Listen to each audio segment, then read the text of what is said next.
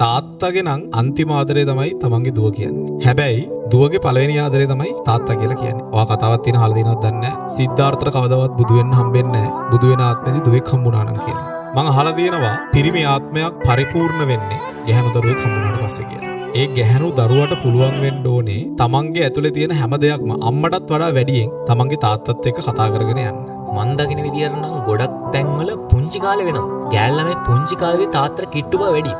හැබැයි අපි කියනවා ටිකක් වයසින් මූකරා යනකොට ගෑල් ළමයි පොඩ්ඩක් තාත්තගෙන් ඈත් වෙනවා වගේ එකක් තියෙනවා. දැන් සමහර ගෑල් ළමයි ඉන්නවනේ තමන්ගේ තාත්තා වගේ පිරිමි ළමෙක් හොයාගන්න මහන්සි වෙනවා. කවමදාවත් තාත්තා වගේ පිරිමි ළමෙක් වට හොයාගන්න හම්බෙන්නේ නැහැ. තාත්තා ඔයාට කරන ආදරෙත් ඔයාගේ මහත්තයා හරි ප්‍රේමවන්තයා හරි ඔයාට කරන ආදරෙත් සම්පූර්ණයෙන්ම වෙනස්. සරල උදාහරණයක් විදිහට ගත්තොත් තාත්තා ඔයාව ඉස්කෝලේ ගේට්ටුව ගාවටම ගිහිල්ලා බස්සන්න පුළුවන්. හැබැයි ඔයාගේ මහත්තයා කවදාවත් ඔයාව ඔෆිස් එකේ දොර ගාවින් බස්සන්නේ නැහැ. ඔයාගේ මහත්තයා ඔයාගේ දුවව බස්සයි ඉස්කෝලේ දොර ගාවින්. ඒ හින්දා ඔයා කවමදාවත් තාත්තා වගේ පිරිමියෙක් කෙනෙක්ව බලාපොරොත්තු වෙන්න එපා. මේ දෙක සම්පූර්ණයෙන්ම වෙනස් එකිනෙකට.